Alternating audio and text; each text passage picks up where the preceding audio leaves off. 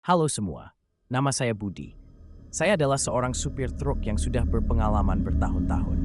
Saya sering mengemudi di malam hari, menikmati ketenangan dan kesunyian yang ditawarkan oleh jalan-jalan terpencil di pegunungan Jawa Barat. Namun, satu malam, pengalaman saya berubah menjadi sesuatu yang tidak akan pernah saya lupakan.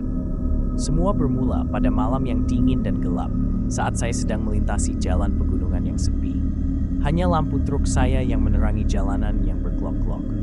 Tiba-tiba, dari sudut mata saya melihat bayangan cepat yang bergerak di tepi hutan. Awalnya saya berpikir itu mungkin hanya hewan liar, tetapi ada sesuatu yang membuat saya merasa aneh.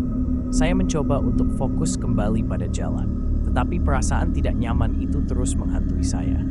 Ada sesuatu yang tidak beres, dan saya bisa merasakannya di dalam diri saya. Setelah beberapa kilometer, saya mulai mendengar suara-suara aneh. Langkah kaki ringan di atas daun kering, bisikan lembut yang tidak bisa saya identifikasi. Suara-suara itu terdengar semakin dekat dan membuat bulu kuduk saya meremang. Saya merasa ada yang mengawasi saya, dan ketegangan di udara semakin meningkat.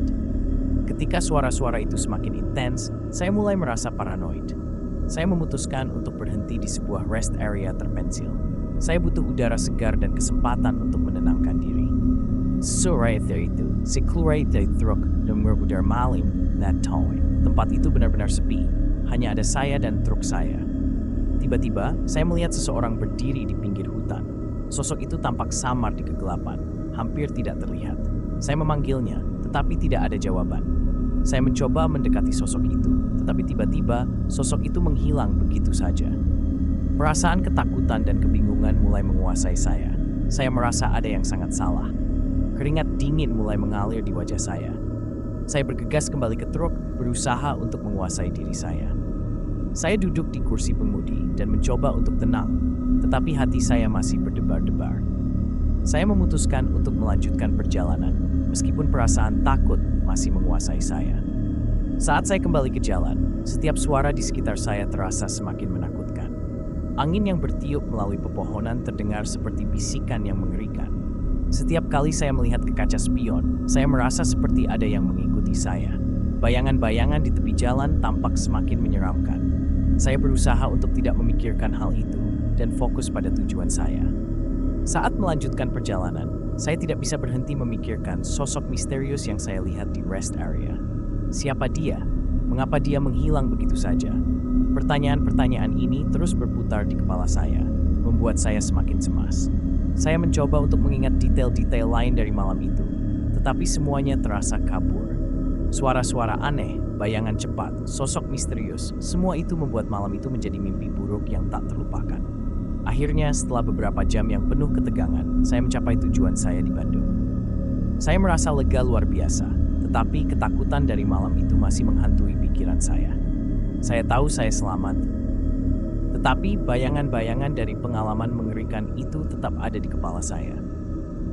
Saya memutuskan untuk tidak membicarakan kejadian itu kepada siapapun. Saya tidak ingin orang berpikir saya gila atau berlebihan. Namun, setiap kali saya kembali ke jalan pegunungan itu, saya tidak bisa melupakan perasaan ketakutan yang pernah saya alami. Sejak malam itu, saya selalu merasa waspada setiap kali mengemudi di malam hari. Setiap bayangan dan suara aneh membuat saya kembali ke malam itu, mengingatkan saya pada sosok misterius yang berdiri di tepi hutan. Terkadang, saya bertanya-tanya apakah yang saya alami itu nyata atau hanya hasil dari kelelahan dan imajinasi saya.